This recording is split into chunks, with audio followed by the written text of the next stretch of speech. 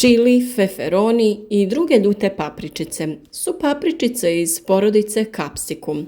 Popularne su zahvaljujući svom ljutom ukusu koji je neizostavan dio mnogih jela. Svoj ljuti ukus papričice duguju posebnom sastojku koji se zove kapsaicin. Što više kapsaicina sadrži, tim je paprika ljuća. U većim količinama kapsaicin peče usne, jezik i grlo i tjera suze na oči. Kapsaicin papričicama daje ne samo ljutinu, nego i posebna ljekovita svojstva zbog kojih ih možemo svrstati među najzdravije namirnice svijeta. Na kraju ljeta beremo plodove našeg rada i ono zbog čega uzgajamo naše biljke. Puno različitih biljaka i sorti dovelo je do raznovrsnosti plodova koje beremo. U ovom videu pričati ćemo o ljutim papričicama i njihovoj ljekovitosti, kao i načinu čuvanja te pripremi raznih dodataka jelima. Kao i uvijek, nadamo se da će vam i ovaj video biti zanimljiv i da ćete podržati naš rad lajkom ispod videa, a za sva pitanja pišite nam u komentar. Pišite o vašem iskustvu u uzgoju ljutih papričica i egzotičnog povrća. O uzgoju paprike već smo dosta pričali u našim videima i sam uzgoj obične i ljute paprike nema neke velike razlike. Kao i kod obične paprike, potrebno je pripaziti na bolesti i štetnike koji se mogu pojaviti, a osim toga i ovim paprikama je potrebna prihrana i naravno pravovremeno zalijevanje. O samom uzgoju možete pogledati naše videe o uzgoju paprike, a u nastavku ovog videa poslušajte informacije o ljekovitosti i primjeni ljutih papričica u ishrani čovjeka. Zahvaljujući kapsaicinu, čili ima protuupalna svojstva. Kapsaicin snažno blokira tvar koja je povezana sa upalnim procesima u organizmu. Redovito uzimanje kapsaicina, odnosno čilija, smanjuje rizik od artritisa. Najnovija istraživanja potvrđuju da čili smanjuje bol izazvan artritisom, psorijazom i dijabetičkom neuropatijom.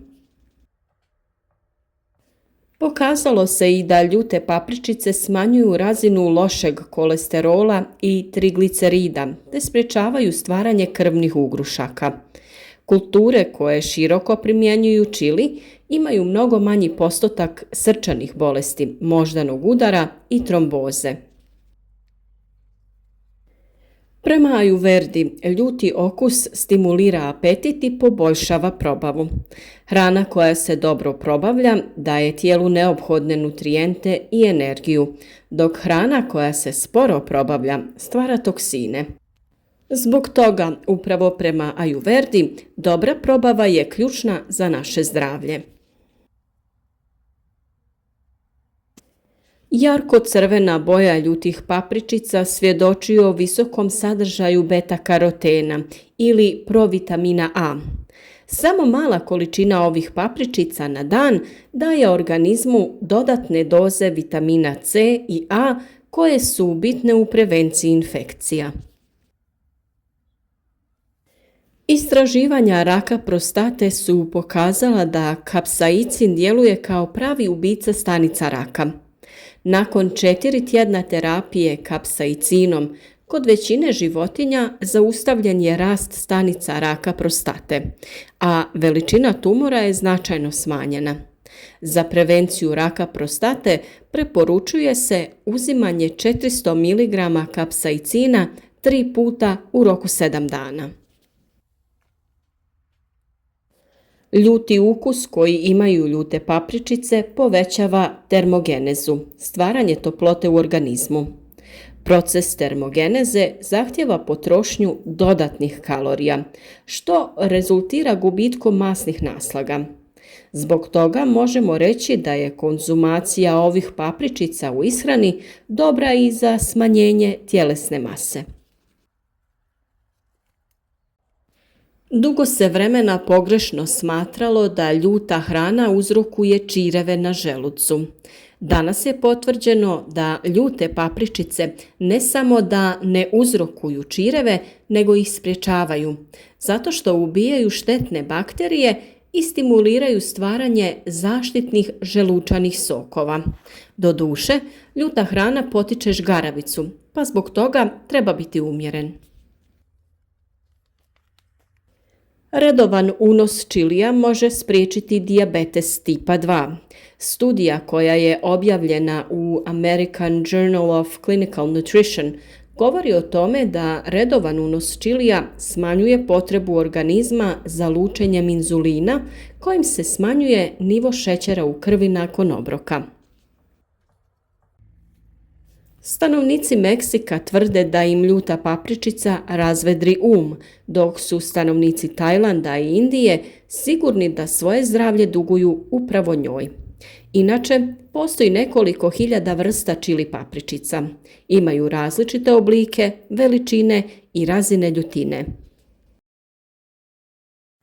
Jalapeno, habanero, cayenne, tabasco. To su samo neke od vrsta ljutih papričica koje se sve češće uzgajaju i na našim prostorima. Donedavno smo imali tek ljute feferone, no kako je danas lako doći do sjemena egzotičnih biljaka, i kod nas se siju i sade ljute paprike različitih oblika, boja i stupnja ljutine. Mnogi hobi vrtlari uspješno posiju i posade biljku, no kada dođe vrijeme berbe nisu potpuno sigurni kada ju je najbolje ubrati.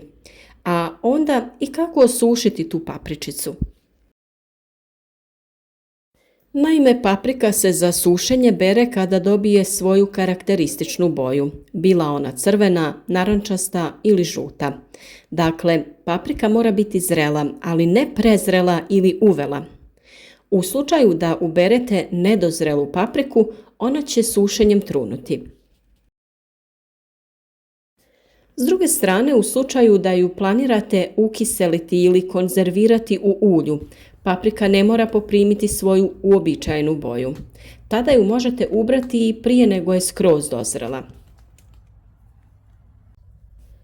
Pri branju paprike, posebno ako je imate u većim količinama, svakako obucite rukavice, jer se kapsaicin, prirodni alkaloid koji je kriv za ljutinu paprike, uvlači u kožu i pod nokte i dugoga vremena nećete moći isprati sa prstiju, što može biti neugodno pri svakom trljanju očiju ili drugih dijelova tijela. Nakon što ste ubrali papriku, ostavite ju u košari par dana da malo uvene. Papriku za sušenje nemojte prati. U slučaju da na njoj ima zemlje ili kakvih nečistoća, samo ju prebrišite sa suhom krpom. Papriku možete sušiti na više načina. Najjednostavnije je raširiti ju na čistu krpu i držati u hladu na prozračnom mjestu. Kada je u potpunosti osušena, spremite ju u suhe staklenke ili papirne vrećice te držite na tamnom i hladnom mjestu. Ali također sušiti ju možete i u dehidratoru. No sa druge strane puno je atraktivnije papričice nanizati u vijenac koji će krasiti kuhinju ili špajzu i uvijek biti pri ruci prilikom kuhanja. Najlakše je papričice nanizati na konac. Kraj niti zavežite u čvor, a još bolje je na tom kraju privezati komadiće drveta, čačkalice ili slično. Drugi kraj konca provucite kroz iglu. Igla sa koncem se zabada u petaljku paprike, ali je potrebno paziti da ne napravite rupicu u plodu, jer bi to moglo biti ulazno mjesto plijesni.